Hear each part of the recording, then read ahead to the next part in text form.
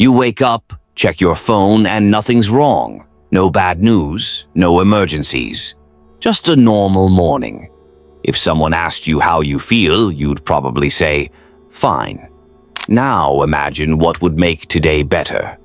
A raise, a free weekend, a message you've been waiting for, something added. Then imagine what would ruin it.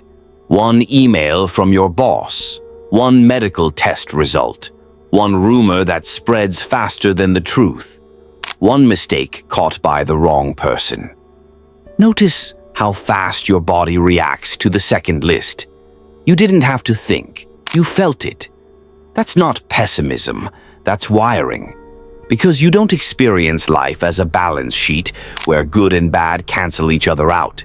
You experience it as risk, as exposure, as something fragile that can be taken from you much faster than it can be built. And that's the trap most people never name.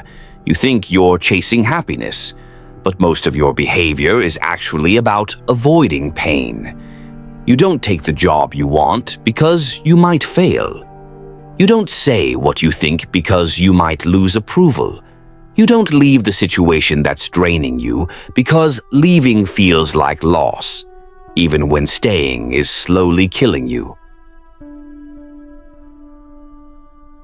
You call it caution. You call it realism. You call it being responsible. But underneath, it's the same ancient reflex. In the past, one mistake didn't mean discomfort. It meant death. Get cast out of the group, you're done. Get injured, you're done. Trust the wrong person, you're done. So the people who survived weren't the bold ones. They were the careful ones, the ones who flinched first, the ones who treated loss as catastrophic and gain as optional. You are their descendant, which is why losing $100 hurts more than gaining $100 feels good, which is why criticism sticks longer than praise, which is why one insult can outweigh 10 compliments, which is why you remember the one person who wronged you more vividly than the dozens who treated you well. Evil is louder than good, not because it's more common, but because it's heavier. And people learn very early how to use that weight against you. They don't motivate you with what you'll gain. They control you with what you might lose. They frame everything in moral language, in fear, in risk, in threat.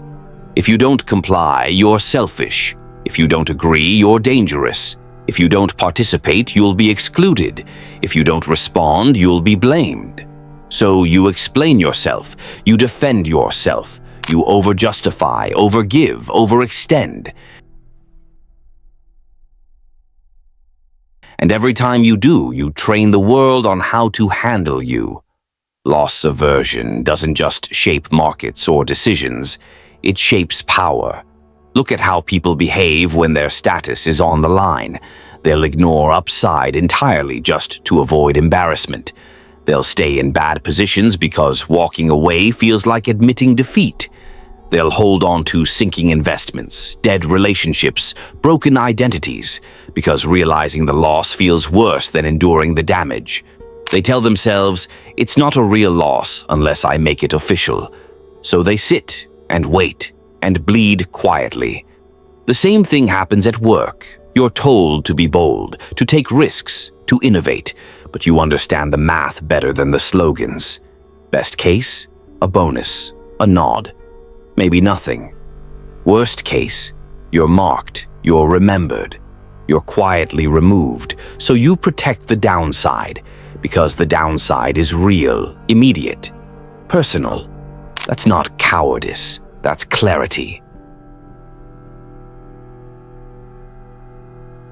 The mistake is pretending you're immune to it. Once you see this pattern, you stop arguing with it. You start working with it. You realize that people are far more responsive to what they stand to lose than what they might gain, including you, which means you stop chasing validation and start protecting leverage. You stop selling your ideas as benefits and start framing them as safeguards. You stop over-explaining, because every explanation is an admission that you're afraid of being misunderstood. You choose fewer battles, but you choose them precisely. You speak less, but when you do, it lands heavier. You let people feel the absence instead of begging them to notice the presence. And internally, you make a quiet shift. You stop asking, "What could go right?" and start asking, "What am I silently losing by staying here?" Because sometimes the real loss isn't dramatic. It's erosion. It's staying in situations that tax you daily, because leaving would feel like a single, sharp cut, while staying feels like manageable numbness. That's how loss aversion traps intelligent people. Not through fear of disaster, but fear of clarity. Once you name it, it loosens. And here's the part most people miss. You don't beat this by pretending you're fearless. You beat it by choosing your losses ahead of time, by deciding quietly which things you're willing to lose and which ones you're not. You stop treating every risk like a threat to your identity. You pause before you explain yourself. You say less than you want to say. You give yourself a second before reacting, because that second is where your power shows up. Loss aversion only runs your life when every loss feels unacceptable. The moment you decide, "This one won't kill me," the grip loosens. And anyone who was using that fear to move you suddenly has a lot less control. You don't become reckless. You become deliberate.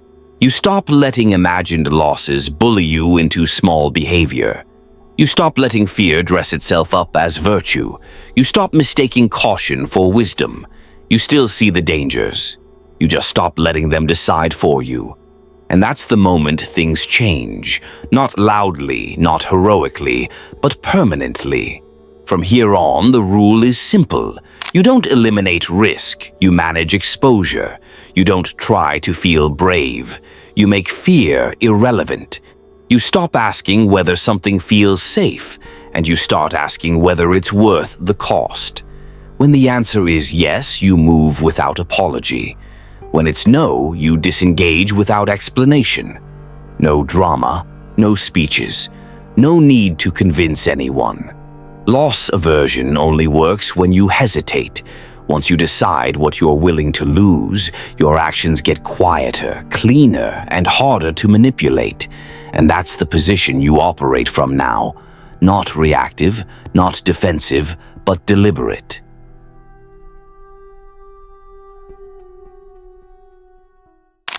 Thanks for spending time with us.